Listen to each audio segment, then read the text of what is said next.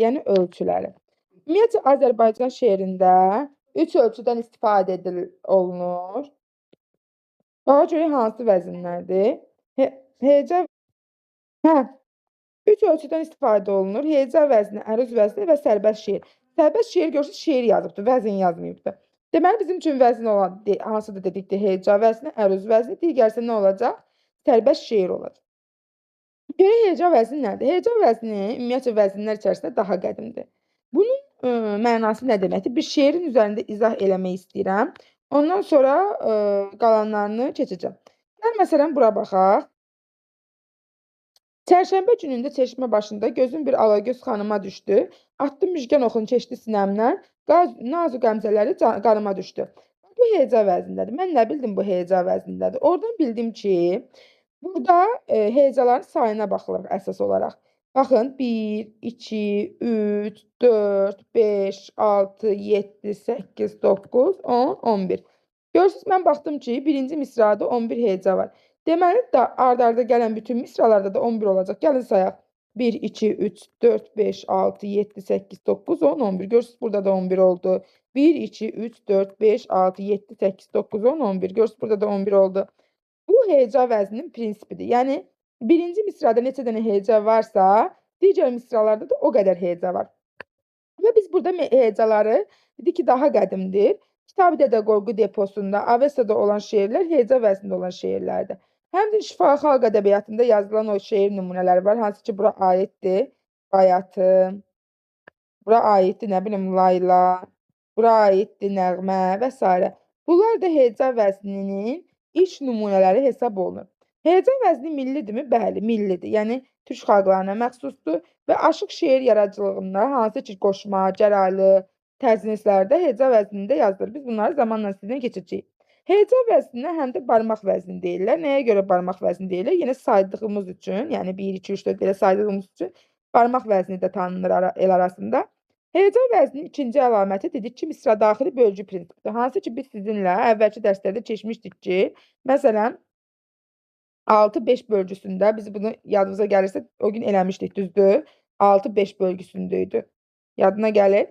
Və birinci prinsipi bütün misralarda hecaların sayının bərabər olmalıdır. İkinci prinsipi isə misradaxili bölgü bərabər olmalıdır. Yəni, birində 6-5-dirsə, deməli, digərində də 6-5 şəklində özünü göstərəcək. Heca vəznində bölgü bütöv söz prinsipinə əsaslanır. Yəni, söz qurtarır, ondan sonra nəfəs alırsan. Sözün ortasında nəfəs ala bilməzsən. Bəs yaxşı, heca vəznində vahid bölgü prinsipi pozula bilərmi? Bəli, pozula bilər. Məsələn, Vaqifin hayf ki yoxdur qoşmasında birinci misrada bu bölgü pozulur. Çünki hamısında 11-dir, bir də 12-dir. Birinci misrada 12-dir. Ona görə pozulma özünü göstərir. Ümumiyyətcə, Azərbaycan şeirində 2-16 heca arasında şeir növləri mövcuddur. Məsələn, 100 ölç 2 hecadır, 1 biç 2 hecadır. El gücü, sel gücü 3 hecalıdır. Heca vəznində yazılan əsərlər əsasən qoşma, gəraylı, bayatı, təznis və nəğmələrdir. İkincisi olacaq əruz vəzni. Əruz vəzni ərəblərə xas olan şeir vəznidir və ilk dəfə olaraq əruz 8-ci əsrdə sistemləşir. Kim tərəfindən? Xəlil İbn Əhməd tərəfindən.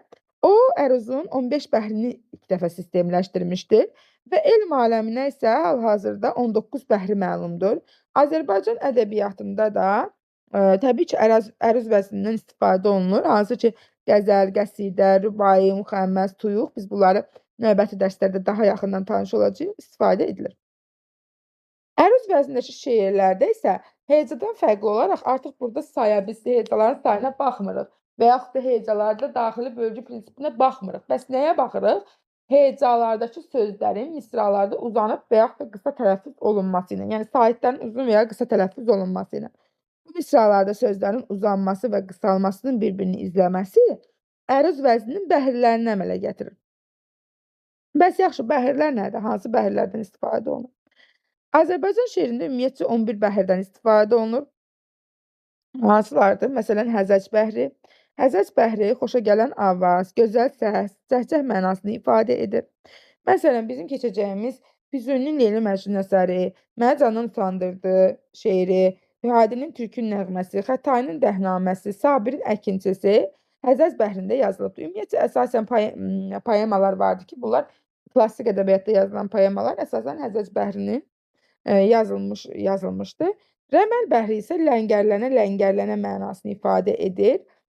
Burada bir əsasən özünü əzəmət göstərir, bir coşqunluq göstərir. Füzulinin söz qəzəli, Nəsiminin ağrımaz qəzəli bunlara nümunədir. Bunları əzbərləyəcəksiniz. Və Xəfif Bəhri xəfif, yüngül, zərif, incə mənasında işlənir. Əsas xüsusiyyəti isə oynaqlıq, yüngüllükdür. Məsələn, Sabirin, üzr istəyirəm, Şirvaninin Qafqaz müsəlmanlarına xitab əsəri Xəfif Bəhrində yazılır. Səri, sürətli, cəld-cəld deməkdir. Hal-hazırda sizin keçdiyiniz ədəbiyyatda olan şeirlərdə Səri Bəhrində yazılan nümunəni görməyəcəksiniz. Sadəcə qaydanı bilsəz kifayət edir. Həmçinin münsəri. Münsəri axıcı mənasına gəlir. Müctəz sözünün mənası kəsilmiş, kökündən qoparılmış bir ağac deməkdir. Məsələn, Cəfər Cabbarlının Ana şeiri buna misal ola bilər. Sanki şeiri elə deyirsən ki, sanki bir coşur. Ana, ana, o adın qarşısında bir qul tək, həmişə səcdədə dayanmaq mənə fəxarətdir. Onun əli ilə bəla bəhrinə yuvarlansam, elə bilərəm bəzmi istirahətdir. Gördüyünüz kimi burada sanki bir təntənə özünü göstərir. Deməli dedik ki, vəznlərimiz hansılar oldu? Heca vəzni, əruz vəzni, bir də sərbəst şeir. Heca vəzni milli vəzindir. Kitab Dədə Qorqud dastanında olan şeirlər, Avestoda olan nəzm hissələri, həmçinin şifahi xalq ədəbiyyatında işlənən nəzm hissələri heca vəznində yazılmışdır. İlkin nümunələridir. Heca vəzninin digər adı barmaq vəznidir. Burada 2 dənə prinsip var. Birinci prinsip hecaların sayının uyğun olması. İkinci prinsip isə misradaxili bölgünün üst-üstə düşməsidir. Yaxşı, belə bir sual düşsə ki, istənilən halda mütləq və mütləq misradaxili bölgü eyni mi olmalıdır? Bu fikir səhvdir, olmaya da bilər.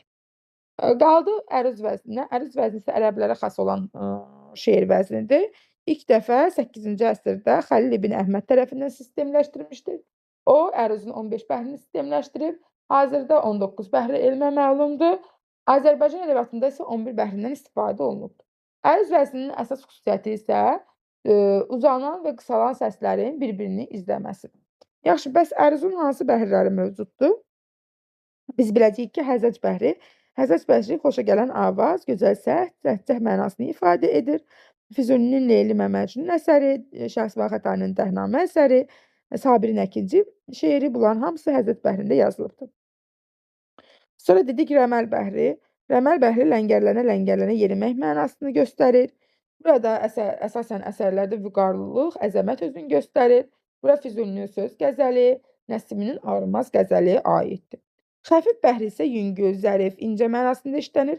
Əsas xüsusiyyəti əsasən yüngüllük, oynaqlıqdır.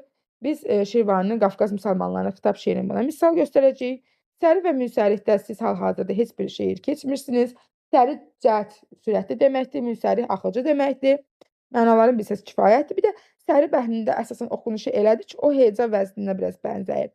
Müctəz isə kökündən qoparılmış ağac mənasını ifadə edir və Cəfər Cabbarlının Ana şeiri buna nümunə ola biləcək.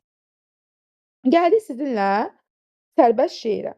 Sərbəst şeir misraların ölçüsünü, hecaların sayını, qafiyələrin düzgün bir-birini izləməsi baxımından sərbəstlik olur burada.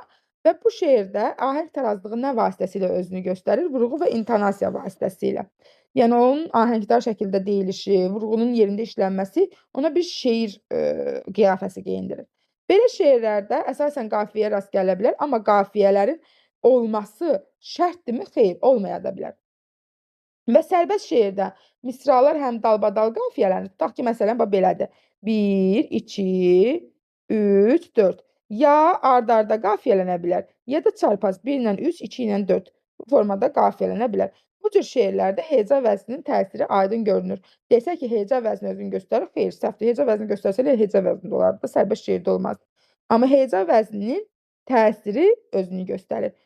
Bu şeirlər əsasən müəyyən ölçü özünü göstərir və standart ölçüdən kənara çıxsa da, biz dedik ki, ahəng tarazlığı, vurğu və intonasiya bunu nizama salır. Yaxşı. Bu bizim